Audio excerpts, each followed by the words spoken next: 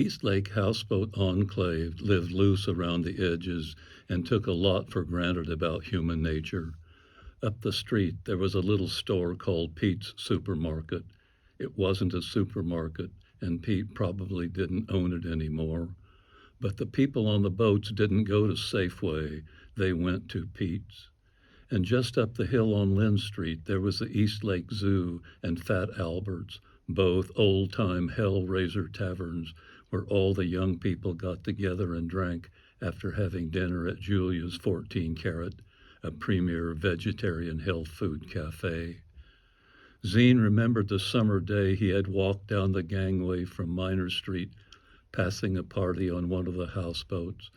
Bikini naked women sat in the sun drinking from tall glasses and listening to loud music. They hadn't paid any attention to him because he was the wrong age, wrong height and build. They were hungry for young meat with deep Porsche potential. He had watched them until they stared at him and giggled in his direction. This time it wasn't summer. He got off the bus at Nick and Sully's, which was too far south, and had to walk back. He saw her car backed into a slot. He opened the door and looked inside. No blood. That was good. A cold wind blew in off Lake Union. His breath clouded as he walked down the gangway.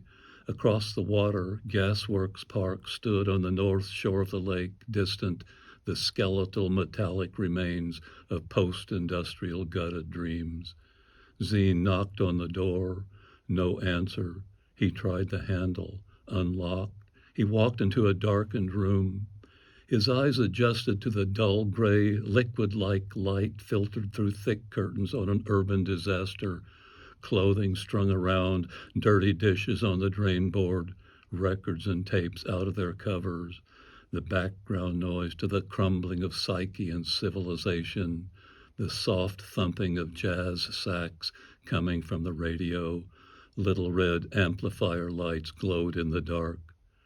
Zine waited, thinking that somewhere a body lay dead and bleeding, but he didn't want to see it, know about it.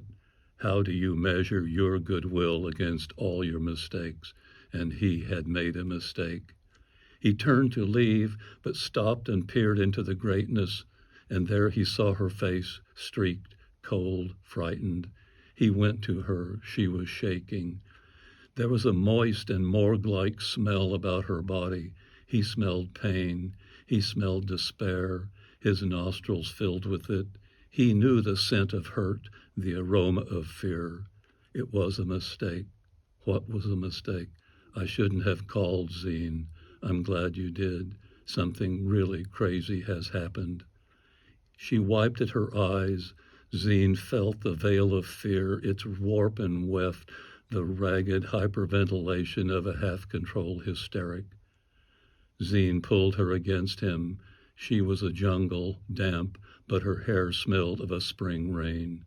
Fire flared in him. He pushed it down. She was ripe, vulnerable, helpless, open as a tulip in sunlight and as fragile. Tell me, Alfred tried to kill me last night, Zine. Her voice ripe in the matter-of-fact way you describe a dog getting a rabies shot. She sobbed, a half-choked gurgle. Why, Karizma? I've made mistakes. People make mistakes. They don't get killed for them.